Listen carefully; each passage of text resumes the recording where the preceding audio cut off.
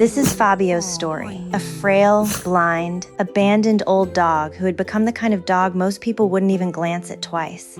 Yet somehow, this little dog taught me more about love, compassion, and unconditional commitment than I ever thought possible. Time to take your medicine, baby. Ready for your medicine, big boy. I work as a foster coordinator for Hope Animal Rescue. Fabio was blind, elderly, and not a good candidate to remain in a shelter environment, so I went to pick him up the day after he was found. He's definitely breathing. Yes, it's time to get up. Good morning. He had been brought in as a stray, but animal control officers went door to door because they felt certain this dog wasn't truly homeless. Everything about him suggested he had belonged to someone at some point. Sadly, we believe that as he got older, became severely neglected, and developed medical problems, the people responsible for him grew tired of dealing with the terrible odor coming from his mouth. We suspect they eventually put him out on the street. Hey, can you hear me? The condition of his teeth was unlike anything I had ever seen. They were the worst teeth I'd encountered in any dog. They weren't just dirty. They were rotting. Their color had turned black, gray, and green. The smell coming from his mouth was beyond description. Your hair's coming in so thick. Look at all that. Oh, yeah. Our house is very small, so during his quarantine period, he stayed in my husband's office. Every time Fabio ate, my husband would light a scented candle because the odor became so overwhelming that it filled the room. Not long after that, we discovered another problem. Fabio was incontinent. When I took him to the veterinarian, we learned the reason why. He had a bladder stone that was about the size of a quarter. At that point, he was in such poor condition that I honestly wasn't sure whether euthanasia might be the kindest option. It's right there. There we go.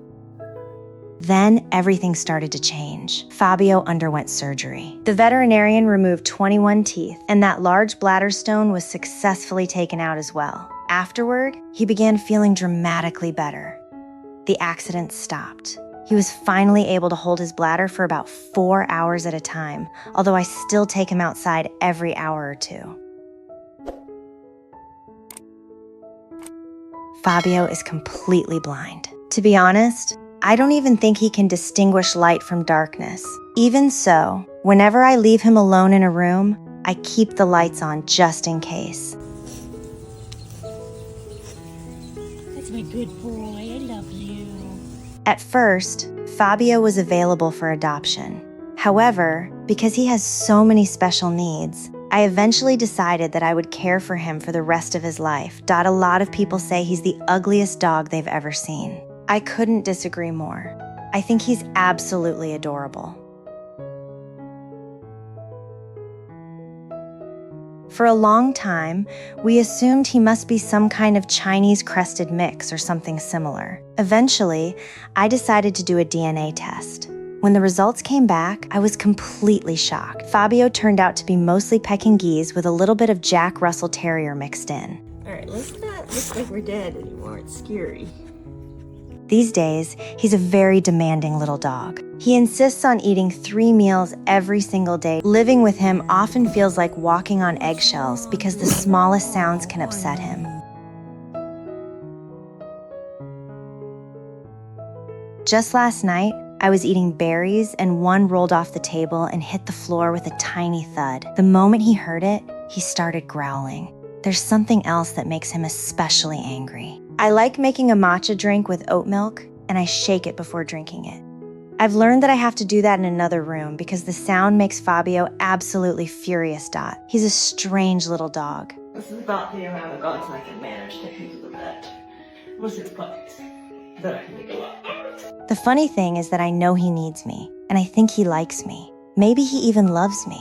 But in all the time I've cared for him, he has never shown me a single ounce of affection. He's never wagged his tail for me. He's never given me a kiss.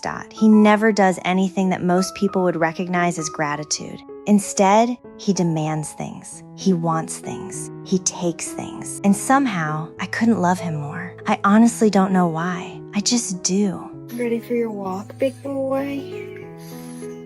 And if Fabio's story touched your heart, please consider supporting rescue organizations, fostering, adopting, or simply sharing stories like his. Sometimes the animals that seem the hardest to love are the ones who need love the most.